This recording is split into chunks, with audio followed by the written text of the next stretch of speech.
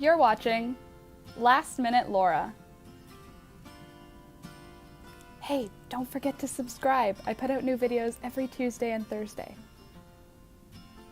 Hey guys, today we are going to be making a completely handmade, hand-sewn name tag. So I made this little name tag for my dad. He just got a farm with my mom, and I'm going to be making my mom one too, but I started off with the Farmer Ed. So what you're going to need for this is some scissors, some trim, some notions, a little bit of canvas or muslin, a little bit of cotton fabric, a safety pin, some pins, a embroidery hoop. I think this one is 12 centimeters, and you're going to need a thimble definitely, and some embroidery floss and some hand sewing needles. First things first, I'm going to grab the cotton muslin, and I'm going to measure out a little rectangle 5 centimeters by 8 centimeters. Then I'll just snip that out real quick, and then I'm going to add some guidelines on it. So it doesn't really matter how, just form out whatever text you want on there in however spread out you want it. So that's what I did. And then I double layered it. And now what I'm going to do is do a satin stitch all the way around that name tag, just to hide those loose ends. I'm going to use this thin cotton as the back of the name tag, and I'm just pinning the cotton muslin part to the backing fabric, and then I'm going to use this bright green just to satin stitch all the way around that name tag. This is going to secure all of the pieces together, and it's also going to make a more finished looking edge for that name tag. Instead of just doing a straight satin stitch, what I did here is more of a spread out satin stitch, so it kind of resembles like an edging or a blanket stitch. I just went around a bunch of times. I thought this would make it a little bit more secure than doing it tight close together right from the get-go. I thought by doing multiple rounds it would make it tighter and more secure, and I think it ended up actually doing that. So you can see now this is me doing my second round. I did a stitch in between each one of the stitches I did the first time, and then for the third round I do the exact same thing, just filling in all of the gaps until it's a perfect satin stitch, totally secured all the way around, covering all of the markings and all of the fabric up to the line that I made as my guideline. And just so you know, all of the things that I use in this video will be linked in the description below, so if you do want to make something similar, I'm going to link the DMC embroidery floss that I used, as well as the needles, the embroidery hoop, all of that sort of thing. So I'm just finishing up with that satin stitch, and then we are going to move on to the actual text. So for the text, I decided on this bright blue, because my daddy has bright blue eyes, and I thought it would look great because it'll be up by his chest, so it'll just play off of that. And for this one, I'm doing a back stitch. So I'm pulling the embroidery floss, up through the back of the fabric, and then putting it back down, but through the previous stitch. You can see here, it's slow enough, I think, that you can kind of understand. I do have a tutorial on the actual stitches I used, so if it's a little too fast, you can go back to the how to do a back stitch, how to do a split stitch. I've done all of the stitches tutorials back on the embroidery playlist of my channel. So I'm doing the blue outline, and then what I did was a little bit of a salmony pink shadow all the way around one side of the farmer text.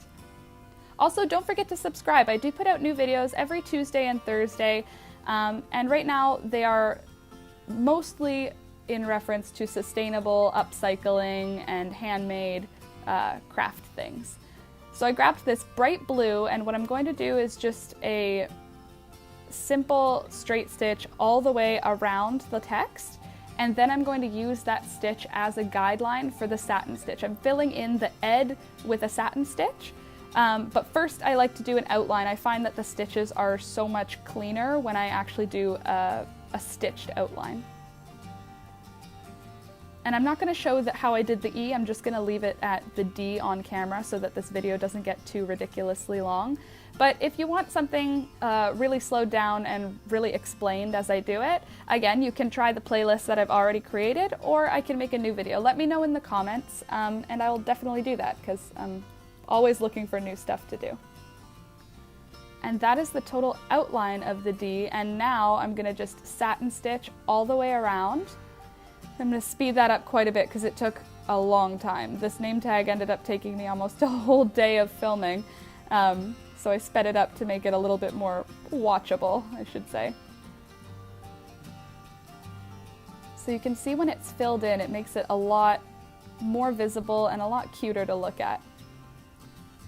And after I finish these satin stitches all the way around the E, after I do the D, I'm also going to just wash the pen markings I made to keep the letters a good distance apart. I'm just going to wash them with a little bit of dishwashing liquid. I think I used Dawn for this one. I don't know if it makes a difference. It's just I used the dishwashing liquid because it was gentle enough that it's not going to affect the color of my embroidery floss. And at this point, while I'm trying to get work done, CJ, my cat, decided to come join me and sit down right in frame. I decided not to edit it out just so you can see what I have to deal with when I'm doing overhead shots. He likes to come sit with me. So there we go. Now we got him on my lap. Now he'll leave me alone for a little bit. I'm just slowing down for one stitch so you can see how it actually takes a little bit of time just to get 1 or 2 stitches done, because you have to line it up right next to the previous stitch. So when you see how fast it is sped up, know that it's pretty time consuming, but it's worth it, I think, because loved clothes last. So if you make everything that you wear slightly personalized, you're more likely to be gentle when you're washing it and gentle when you're wearing it and a little bit more careful, meaning that you're going to end up with clothing that lasts a lot longer. Meaning less going into our landfills. Also, everything I used in this tutorial is actually cotton, so it's all biodegradable anyway, which is great.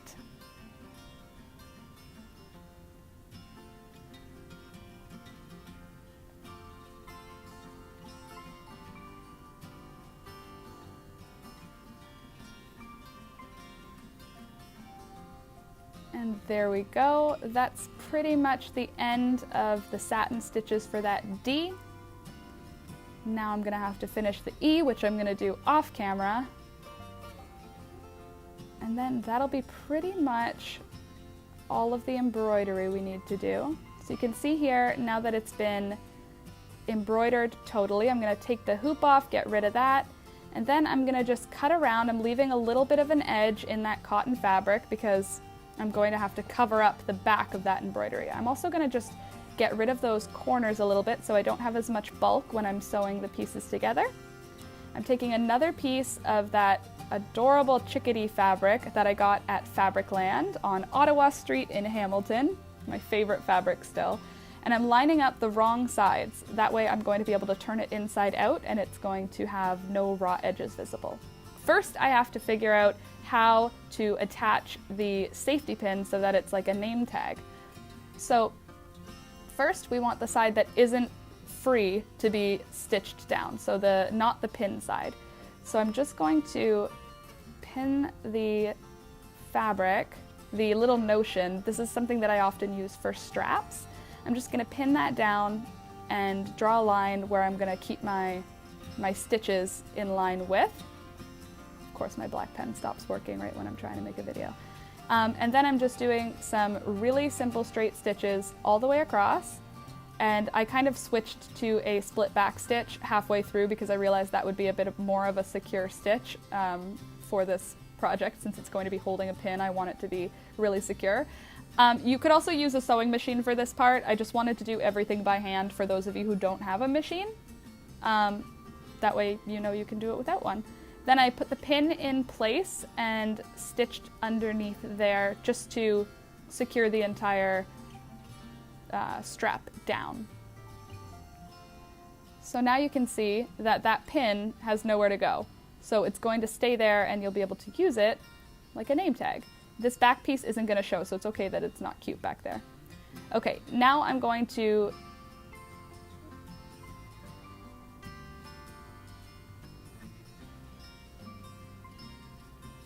I'm gonna place those right sides together and give them a little bit of a pin together, not for much security, just so that I'm a little bit more confident with the fact that they're lined up. And then I did a split back stitch again, and I only did it around 3 sides. So I lined it right up with the edge of that green embroidery, and I just did it 3 sides of that project. You can see here that it just is gonna hold those 2 pieces together. We'll trim down that excess fabric afterwards, but first just sew it all the way down. If I was gonna do this again, which I am going to do again, I'm not going to cut out the corners on that piece, the embroidered piece, because I found that it made it a little bit difficult and I was going to end up cutting afterwards anyway.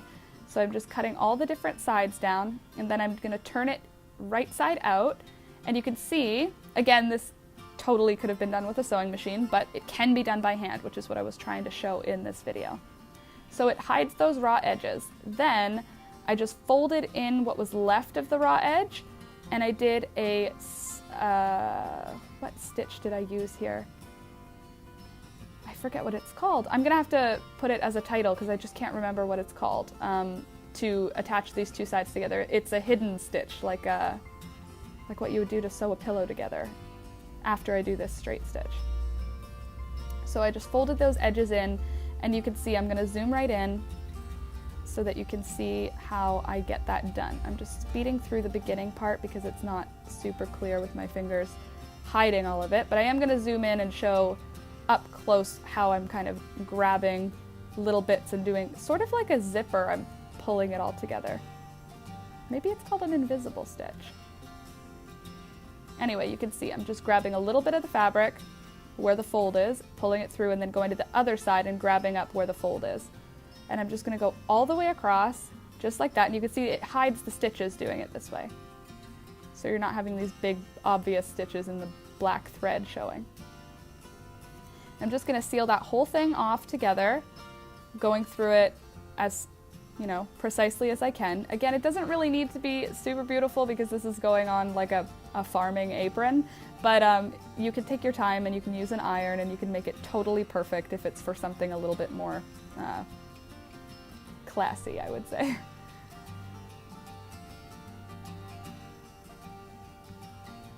And there we go, just making sure it's extra tight on the end.